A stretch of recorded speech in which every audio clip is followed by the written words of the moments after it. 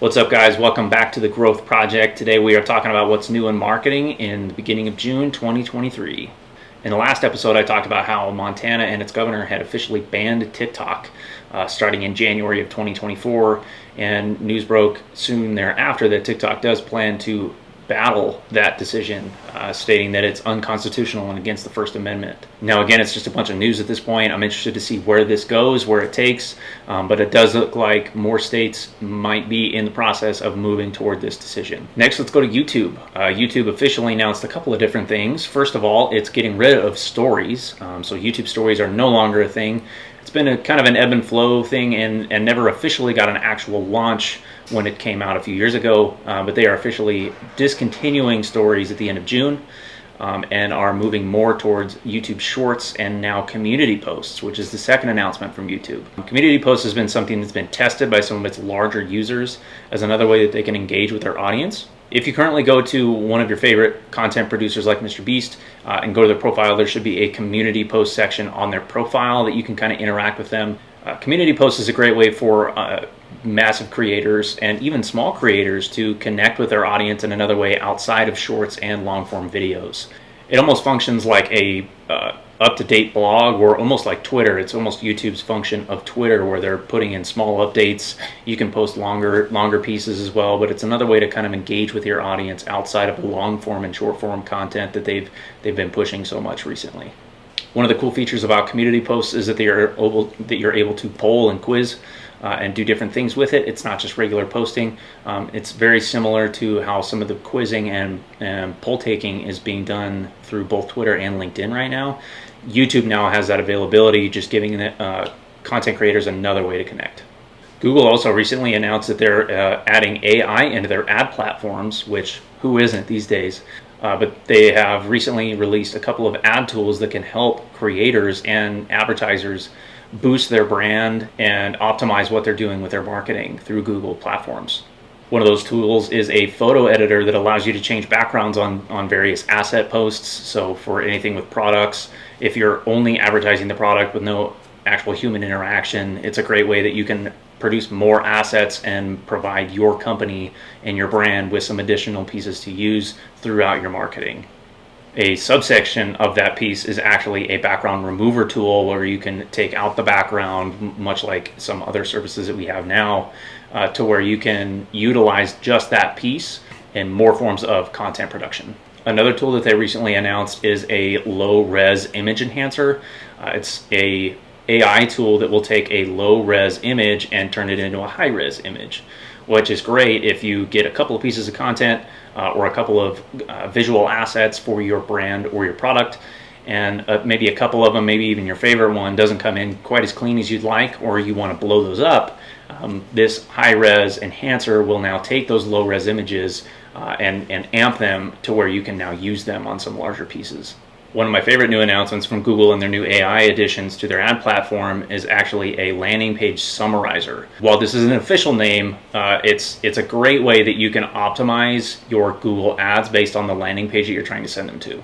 So how it works is you'll plug in your landing page, and then Google's new AI will summarize that landing page using keywords, headlines, and even site descriptions to optimize your ad and pair it with assets to drive better results for your advertising.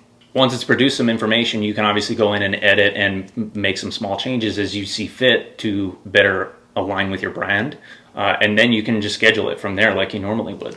What's great about all these features is that you're able to customize and personalize each of these ads to be more relevant to your audience. So you're going to have assets that will be more relevant based on their background or the image as a whole. You're going to be able to connect with them with better headlines and site descriptions to connect with your audience a little differently based on the subset.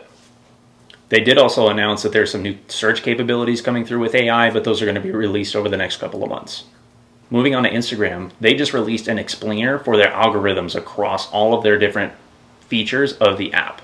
The explainer was actually just released by Adam Mosseri, who is the CEO of Instagram. And he really just wanted to explain the algorithm itself and how they work across each of the different features of Instagram.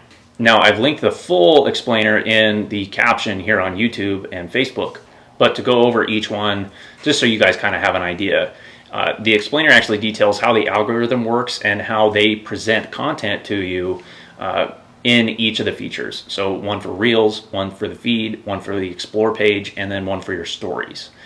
It goes into each one in depth. I'm just going to briefly cover those here. So the feed is a mix of content that you like, people you follow, and then suggested posts based on content that you've interacted with.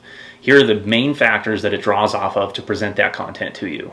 Number one is your activity. So the posts you like, share, comment on, and interact with is going to be the biggest one. Number two is info about the post itself, how popular it is, how much it's been interacted with, how much it's been viewed. The third one is information about the posting account, so the account that actually published the post itself.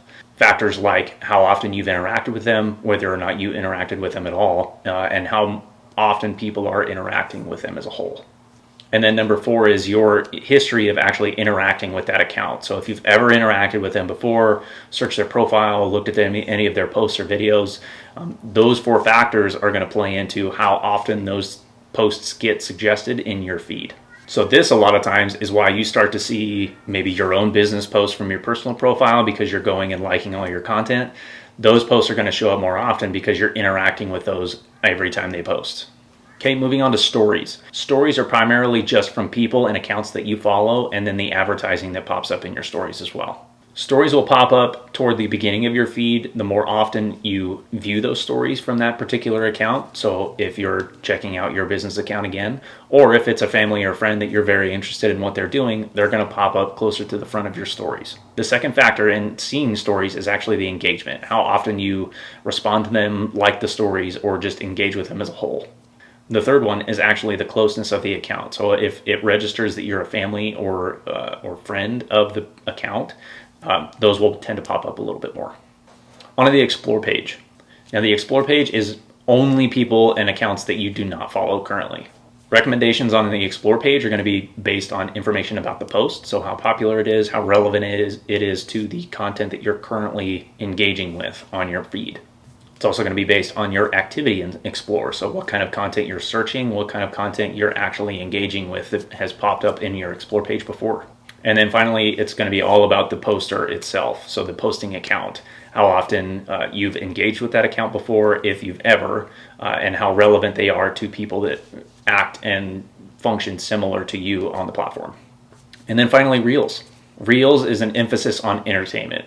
Instagram really deeply understood that TikTok was a massive entertainment app, and when they released Reels a few years ago to kind of combat TikTok, they went toward a more entertaining style of content. The Reels that you see are based on four different factors. Number one is the content that you engage with. You're going to see content that is relevant to the content that you're currently engaging with, whether that be skate videos, cat videos, golfing, anything. You're going to see more content similar to what you've already liked, commented, and shared.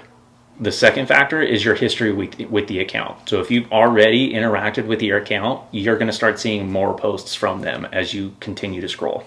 The third one is going to be information based on the post itself. So the visual or the audio aspect of it, those are going to have some components as well. So this is where trending audio tends to come in handy, both on Instagram, and this also definitely plays a factor on TikTok as well. And then the fourth one is actually information based on the account. So how popular they are, how interactive they are, and how people are enjoying their content. Now that's a ton of stuff that you can kind of understand from a consumer standpoint, but how does this help you with marketing? First of all, this is going to help you understand how your content is going to start popping up in people's feeds, and then how you can almost manipulate your content to get it to where you can start showing up a little bit more. With the feed, you're obviously going to start popping up in the people that follow you's account, but you're also going to start showing up more from Reels and feed posts for people who are interested in the things that you're talking about. So if you're posting tags or anything along those lines in your account, including hashtags, those types of things are going to be more relevant and help Instagram determine what profiles you're going to start showing up for.